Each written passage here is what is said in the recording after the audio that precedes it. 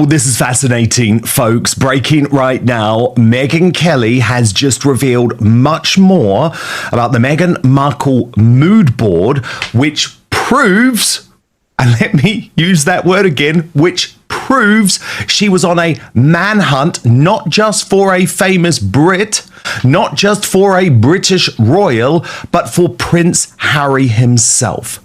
Now, I'll give you a short amount of background on this because Megyn Kelly actually first revealed evidence of the mood board during my former show on GB News. But on her brilliant Megyn Kelly show, in an interview with Dave Portnoy, who is the president and founder of Barstool Sports, she has now revealed that that information came direct from Meghan's ex-husband, Trevor Engelson, via an intermediary. And obviously, Trevor Engelson is a very successful TV producer. He now has his own family. He's very happy. He hasn't spoken on the record, but man, oh man, what we wouldn't do to hear the truth from the horse's mouth. So, what is new in terms of Megyn Kelly's revelation is that it is Trevor Engelson, via an intermediary, who has revealed this story, this existence of the mood board featuring Prince Harry. And let's just remember for a moment, Megyn Kelly is one of the world's greatest independent journalists. She doesn't say something, Angela Levin, unless she knows it's true. Yeah, I mean, I'm excellent. I think it's excellent and wonderful that she's now said it and she's found out. She's a brilliant woman. And I think that at last we're getting the truth. And I think we're getting the truth in all sorts of different areas. But this one is really keen because she says she didn't even know who he was. Why do you put someone on a board if you don't know who it is? And that's also why she used Diana's favourite perfume. So when they met for the first time, gosh, he couldn't believe it. He thought he'd come from heaven. And I think that all this phoniness is going to drop from her bit by bit because people are so fed up with her behaviour, so fed up with her lies and her exaggerations and unpleasantness. And that's it. And I think you can't have more than the last husband saying this. He's an honourable man. He's not going to tell lies. Why should he? So this is the truth. And I think we're all going to be after the truth for quite a long time. I know. And it's like, when will Prince Harry wake up? How many warnings can you receive? I mean, we obviously know via Tom Bower that Meghan Markle returned her engagement ring to Trevor Engelson via the post. But the fact that you're actually so blatant in terms of the fact that you want this famous royal, and specifically you want Prince Harry, because you know my reporting on Meghan Markle's early life in London, Angela, made it very clear that she was looking for a celebrity. I mean, the types of celebrities she was going after were like Max George from The Wanted and Matt Cardle from The X Factor. But it's so fascinating that she had her sights set on Harry. I think she studied him. Now, if you do study him carefully, you can see he's very vulnerable and you can see that he's yearning to get married. He told me that he really wanted children, but the time hasn't come yet, but he really wants to be a father because he loves being with children. So she would hear that, so she would offer him that. She would offer him Africa because he loved Africa. So she went for a quick trip there, came back, told him, oh gosh, that was so wonderful. And 2 days after they had a meeting, they were off there to look at the stars. And, all that was very carefully done. And it proves that we're not wrong to not believe almost everything she says. No, I know. And the thing is, Angela Levin, and remember, Megyn Kelly first revealed this long before Meghan Markle ever went public with her vision boards. But do you remember recently, Angela, Meghan Markle actually posted a vision board on Instagram. So this is absolutely the type of thing she uses. Yes, she likes that, doesn't she? And you went through all the details of it very carefully, criticising each bit. And I thought, well, only some people would bother to do that. They'd never get me to do that, but she did, and that's what she liked, to make sure that she was going ahead. It sort of gave her encouragement that if she saw it up there, it was going to happen. And so that's why she would do all that. But isn't it awful? It's just too awful for words. And I think that there we are. And what she would do is actually to keep Harry jumping about something like that. She would have things where she didn't like it and tell him that make his life very difficult, and he can't cope with her. So he just tries to do what she wants, tries to please her. But it's very difficult if you've got someone who is changing their mood all the time, changing what they're putting up on the board. So you might be there one day, you might not be the next. It's very disturbing. And he's a very vulnerable person, and she's taken 100% of that. I know, God, absolutely fascinating. And can I just say, God bless Megyn Kelly. What a woman. So glad that she's revealed some more details on that, because I've been intrigued for such a long time. I think it's wonderful. And I think that we need to realise that all the things we've thought about and said and been attacked for, it doesn't work because we're right. And Trevor Engelson, if you ever want to chat, if you ever want to hook a brother up, I'm here. I'm here for you, Trevor. I would absolutely love to hear from you direct. But obviously, I understand you're a classy guy. You're a producer. You're not a public-facing guy. And I like the fact that actually over the past few years, what you've done is you've just, you've told some friends some key pieces of information which has filtered its way through.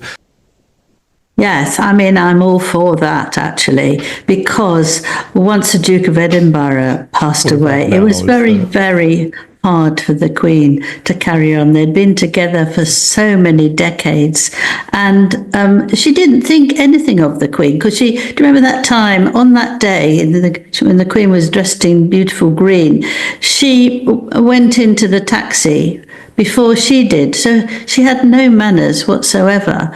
And I think that she had this problem with cancer of the blood, I think it was. And she had nothing to go. She couldn't get close to Meghan. She couldn't make her want to be have a sense of duty to give and to not take, which she didn't. And I think that the Queen got increasingly upset. She loved Harry. She was extremely fond of him, although she knew very well that he was quite a rogue and difficult. But she did, and grandmothers often do love their grandchildren more and more. But she didn't. If you see the picture of the Queen when they actually got married, you can see in her face, it's, oh my goodness, this can't happen. And I think she was very, very upset about it, and that ate her up, actually, as it was, and her whole behaviour, enough to make anyone feel ill. Look at this face, Angela Levin. Look at there we are. That's the picture. Face. Does she look pleased? No, she looks absolutely. Yeah, awful. And Harry in Spare actually revealed, didn't he, what the late Queen Elizabeth II said when he approached her asking for permission to marry Meghan, something which he believes is so antiquated and, why should you have to ask the Queen? So he reveals it in Spare, and her reaction is hilarious. It's anything but supportive. She basically says, well, I suppose I have no choice. Yes, that's it. Well, she didn't really, but she had it inside that the choice was terrible. I remember when they were together and they used to laugh a lot, and there used to be tricks, and she enjoyed his sense of humour, and it was lovely. But once Meghan arrived, all this disappeared because she thought it was absolutely ludicrous to curtsy. She made a huge fuss that she couldn't believe that she had to curtsy. Well, she did that in Netflix, which was disgusting, and many people. I mean, look at that side eye, Angela Levin. Yeah, exactly. I need you to do something for me right now. It is free. It is easy. It is simple. Just hit that subscribe button on YouTube. That's because over 50% of you watching this video haven't done that yet. Oh, yes, of course. I think she had no idea. One of the problems was when she went into the royal family, she had no idea how to behave. It just wasn't something that she'd learnt or been. If you look at the number of knives and forks on a plate, she might never have actually had that, and she wouldn't know what to use. And it's very embarrassing. And also that what time you must get up, you mustn't stand up and leave the dining room if the Queen is eating with you. All these little things, but are very, very important if you're a member of the royal family, and what you should wear and the colours you should wear. You have to follow it. You can't just decide what you want to do. I think she was really shocked that she couldn't go ahead and do everything she wanted. And she did, if you remember, she told Harry to tell the Queen that she should be next in line because she was self-made and she would know how to cope and bring the whole thing up to being more modern. But, I mean, can you imagine saying that? It would be shocking for anyone, but she did actually say that to the Queen, and she was very cross that they didn't listen to her. Now, if she'd been there for 2 years and she'd seen how everything had gone, she might then suggest small changes, and they might think that's wonderful. Here's a young woman with a fresh attitude to things, but she can't wait. We've seen that so many times. That's why so many things that she does falls apart, because she won't give it the attention it is. She has an idea and then it doesn't work for, it's gone. And it's not the way to do things. So she did actually, and I think she still does think that she's the most remarkable woman ever known, and that she should be given the honours that she deserves. I mean, there's some rumour I heard that Harry still thinks that Meghan should be Queen if they go back into the royal family. So that's why people have to keep them out, if it's true or not. But she's got no idea, absolutely. And actually, it's been extremely helpful that the last things that she's done have shown up how hopeless she is in so many areas, how she can't deal with people. She tells off a friend who she invites to come for a taste something. I said, I'm not Meghan Markle anymore. She just tells them off. And she's left with people who get a good pay and want to help her. Yes, balloons. There's nobody there. There was no children there. Exactly. The kids' party for Mindy Kaling, a terrified Mindy Kaling who Meghan Markle's been really mean to. Angela, I've got to ask about this HRH scandal, which continues to grow. Yes. But I just want to set it up by showing you how even Meghan Markle's allies in America are turning as a result of her continued desire to keep using the title in contravention of the Sandringham Summit agreement with the late Queen. Perez Hilton, he obviously describes himself as the queen of all media, big showbiz guy, but he's never been, in his words, a Meghan hater. Even he, overnight, Angela, has said enough is enough. Yes, and I think also Americans feel very much about families, and they do like the royal family very, very much. And whereby at the beginning, when she was telling all these lies, they thought, oh, well, obviously she was having a hard time. But to see what she's done is just too much, actually. People just feel that she's disgraceful. And you can't say, I've just done it for a friend, a close friend, because that's even worse, really, because then you're showing off in the most unkind, spiteful way. I think she did it on purpose, so she must have done. And I think she was challenging the royal family about what are they going to do about it. You know, King Charles is not so well. Camilla obviously wouldn't get involved. William and Catherine would not get involved because they've got a lot on their plate at the moment. So this is to prove that she couldn't care less about them, and she wants to do it. And what she wants, because Meghan wants, Meghan gets. That's that old story that Harry said when they were looking for tiara before the wedding. Although, Angela, surely Meghan doesn't want Harry returning to Las Vegas, the scene of the naked billiards crime, on the day of Prince Archie's apparent birthday. What's going on there? And you're his biographer. What's his relationship like with Las Vegas after what happened? Well, I hope he doesn't take his clothes off. There we are. He did, but he'll have to sort of pick up a whole load of women and do it that way. But what's interesting is that Archie's birthday is on the 6th of May. And because it's his birthday, I'm told, whoops, there it is, that I was told that he was offered the 4th or the 8th if he wanted to come then and not to miss the birthday. But he refused to do that. He wanted to go on the 6th. What might happen is that because it's on a Tuesday, the little boy will be at school, and they might do something special at the weekend. But I don't think he's ever been to one of his birthdays. He's always gone somewhere, and often this Diana's prize. Her mother, gets 2 or 3 people who think very well, very clearly, young, energetic, and they get a prize.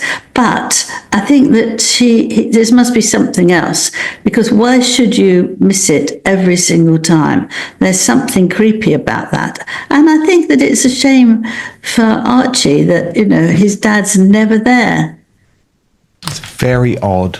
It is very, very odd. Now, Angela, also incredibly odd, is this fascinating not Angela, story. No, not so you. odd. Of course not you. Of course not you. It's this really fascinating story about the chef, the celebrity chef, Yes. and he's called Jameson Stocks. And Yes. he effectively criticized Meghan Markle's Netflix show, said that it was forced and fake and painful to watch. And now he has revealed that he actually got a lawyer's letter from Netflix after he spoke out against her. So Netflix did not like it and came after me, but I'm not taking any notice. How can she get all this money from Netflix? I don't think she can cook, and I don't think she should be teaching people to cook either. What would I cook for her? I would cook something she has done on her TV program, but cook it properly. Now, this is insane, Angela. What is Netflix doing, threatening this guy? Well, I'm absolutely shocked by that. I mean, this means you can't have free speech, doesn't it? You can't say anything that is negative about Netflix, nor can you say anything negative about Meghan. And I'm pleased that, he's strong enough to say, I'm not taking any notice of this, and actually has told us all what's going on. He hasn't kept it to himself, so he's spread it. And I think it's very, very bad for Netflix to do that, and for them to be known about it. I mean, who do they think they are, sort of question, isn't it? Why shouldn't he have an opinion? He's a first-class cook. I mean, he was brought up by, living in the street, and he had no chance until he managed to get some low-level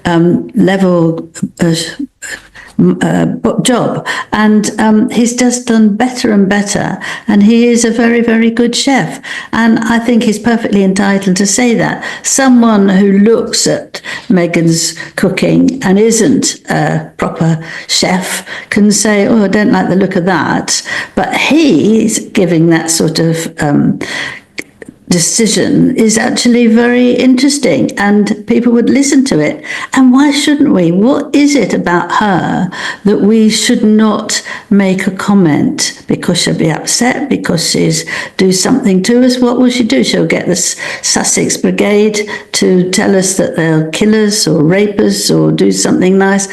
You know, you've got to fight against that. I mean, I think it's really, really frightening that Netflix should actually threaten somebody.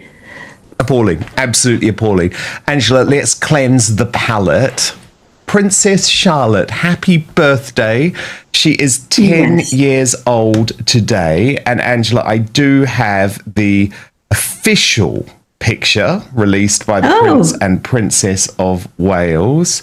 Let's have a look there. So she's out in... Oh my goodness. In the countryside, which she loves. And obviously a very active girl. She's got her sort of, you know, hiking stuff all on. And it's lovely, she's absolutely beautiful, isn't she? She's so beautiful, but this is so natural. And she's smiling because I expect that's gorgeous too. That's a previous portrait, isn't it? Yeah, and that's previous. That she's been out with her mother, and they've had a lovely time with the wind and all that. And I think what's amazing about her is that she is got an insight that's well beyond her age, and she brings the other brothers to behave if they're not. I remember one that she was in with Camilla and her mother and her brothers, and she asked Camilla if she could look in a handbag because she really likes handbags. So Camilla gave it to her, and she was looking through it all and then giving it back and saying, "Thank you very much." You know, I mean, that is so sweet, isn't it? When she was little, she used to have terrible fits of crying when she was going to catch a plane which she didn't like, but she's now grown up and she is so well behaved. And since her mother's been ill, she watches her all the time if they're out together. She really seems to sort of say, "Look, it's okay, I'm watching and I can judge if you need to sit down, if you need to have a drink, if you know," she looks to her. When she was at Wimbledon, she looked to her all the time to make sure that she was okay. It was one of the early things she did when she felt a bit better. And I think she's just delightful child and very polite. And if she's mother's talking to somebody, she introduces her, she shakes hands, and she stands there looking very nice. She doesn't try and bulldoze everybody and make a comment herself.